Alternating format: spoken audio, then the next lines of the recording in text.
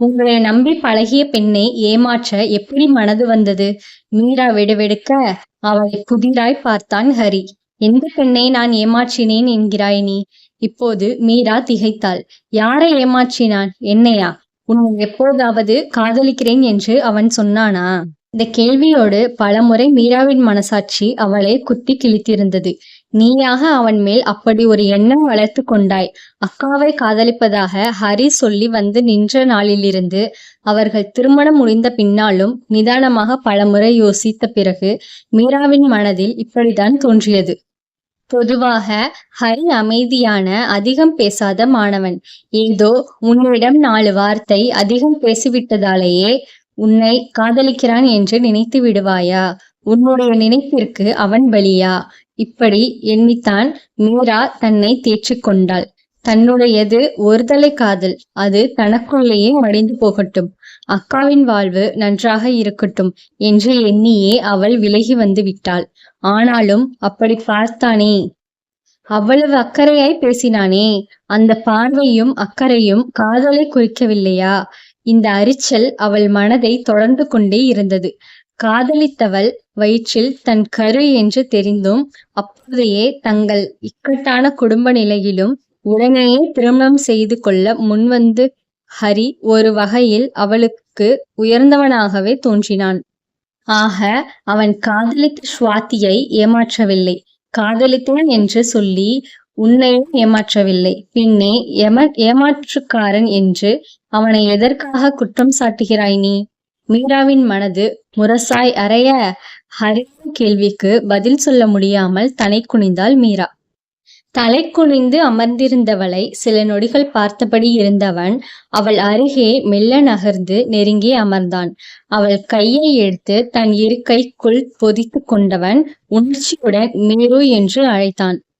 மீரா திடுக்கிட்டு நிமிர்ந்து பார்த்தாள். இதோ இந்த கண்கள், துடிக்கும் இதழ்கள், உணர்வுகளை கொட்டும் முகபாவம், இவையெல்லாம் சொல்ல வருவது என்ன? ஏதோ ஒன்றில் தான் பிழை செய்துவிட்ட மனோபாவம் தோன்ற எதிலோ தோற்றாற்போல் உணர்ந்தாள் மீரா. அவன் கைகளுக்குள் இருந்து தன் கையை உருவிக்கொள்ள முயல அதற்கு அனுமதிக்காது கைகளை அழுத்தி பற்றினான். ஒரு நிமிஷம்மா ப்ளீஸ், ஸ்வாதி விஷயம் என்று அவன் ஆரம்பிக்க தன்னை அறியாமல் மீராவின் உடல் தூக்கி போட்டது. இல்லை, இவன் ஏதோ சால்ஜப் சொல்ல வருகிறான் என்று உள்மனது எச்சரிக்க அவள் எதிர்ப்பை கண்களில் காட்டி அவனை பார்த்து நொடி. ஏம்மா, அந்த குழந்தை உங்களோடது தானே? அங்க பாருங்க. சற்று தள்ளி இருந்த ஒரு பெண்ணின் குரல் கேட்க திரும்பி பார்த்த இருவரும் திடுக்கிட்டனர். ஐயோ தம்பி, ஹரி நம்ம குழந்தை! கத்தியபடி மீரா படியிறங்கி பதட்டத்தில் கால் மடங்கி சப்பென படியிலேயே அமர்ந்து விட்டாள். அகல எட்டுக்களுடன் அவளுக்கு 4 படி முந்தி இறங்கியிருந்தான் ஹரி. மீன்களை வேடிக்கை பார்த்தபடி மெல்ல மெல்ல குளத்தின் அருகே சென்று இருந்தான் ஈசன். தண்ணீர் தழும்பி கிடக்கும் முதல் 2 படிக்கட்டுகளில் இறங்கியிருந்தான் தம்பி.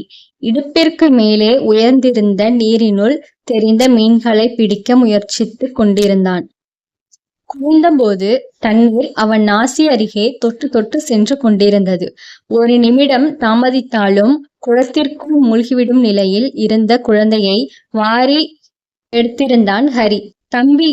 கதறலுடன் பிள்ளையை வாங்கி தன்மேல் போட்டு இறுக்கி அணைத்தாள் மீரா. அம்மா அழக்கண்ட குழந்தை புரியாமல் தானும் அழ அவர்கள் அருகே அமர்ந்து இருவரையும் தலைவருடி சமாதானப்படுத்தினான் ஹரி.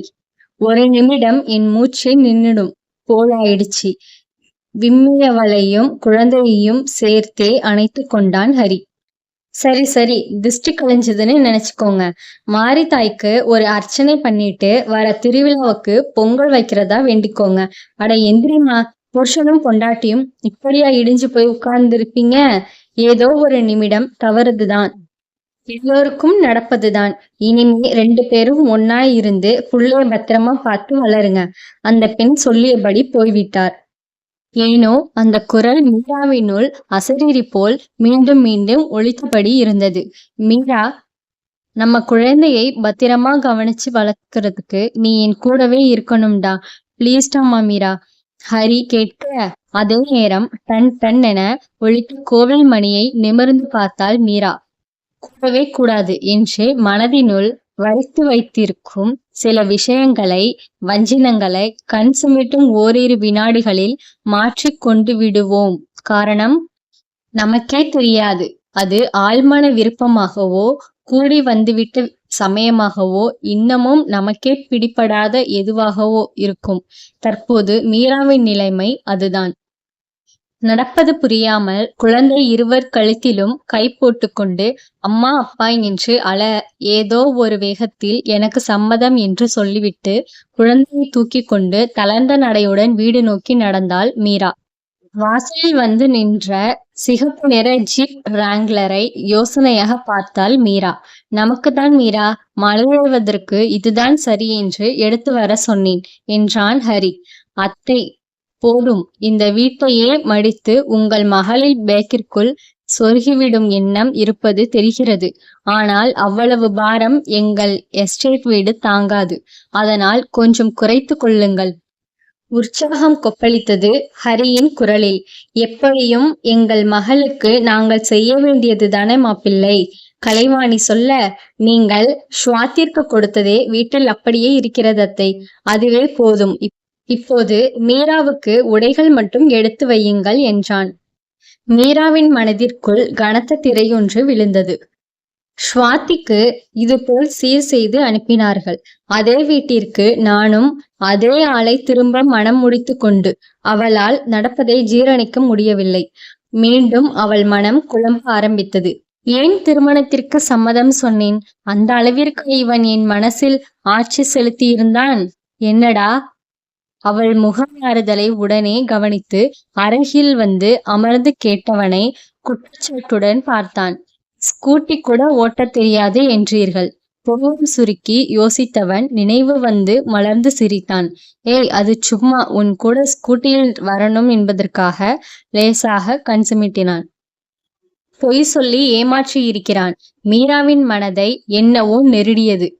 அவள் சம்மதம் சொன்ன 2வது நாளே திருமணத்தை ஹரி ஏற்பாடு செய்துவிட, இவர்களை நெருங்கிய சொந்தங்களோடும் சிவகாசியிலிருந்து வந்து இறங்கிய அவன் சொந்தங்களோடும் அன்று அதிகாலை 6 மணிக்கு சந்தன மாரியம்மன் கோவிலில் வைத்து இருவரின் திருமணம் முடிந்தது. பார்த்து பார்த்து வளர்த்தேன். 2 பெண்களோட திருமணமும் இப்படியா ரகசியமாக நடக்க வேண்டும் என்று சகாதேவன் சலித்து கொண்டார்.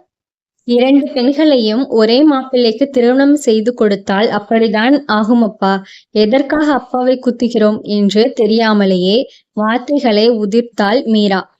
அவர் முகம் கன்றி போகவும் நாக்கை கடித்து கொண்டு அவரை தேற்றும் முறை தெரியாமல் தடுமாறி அங்கிருந்து நகர்ந்து விட்டாள் மீரா. செவ்வண்ணத்தில் ராஜ கம்பீரத்துடன் வாசலில் நின்ற வாகனம் அவளுக்கு எரிச்சலை கிளப்பியது. இதன் சொந்தக்காரனுக்கு அவள் பைத்தியக்காரத்தனமாக ஸ்கூட்டிக்கு டிரைவராக இருந்திருக்கிறாள். ஆனால் அப்படியேனும் இவள் பின்னால் ஏறி வர இந்த எஸ்டேட் ஓனருக்கு என்ன காரணம்? மீண்டும் மீண்டும் ஹரி அவள் மனதில் நிரடி கொண்டே இருந்தான். நீங்கள் 2 ஓட்டுவது இல்லையோ? காரில் ஏறி கிளம்பியதும் அவன் பக்கம் திரும்பி கேட்டாள் மீரா. இறுகி கிடந்த ஹரியின் முகத்தில் திகைத்தாள்.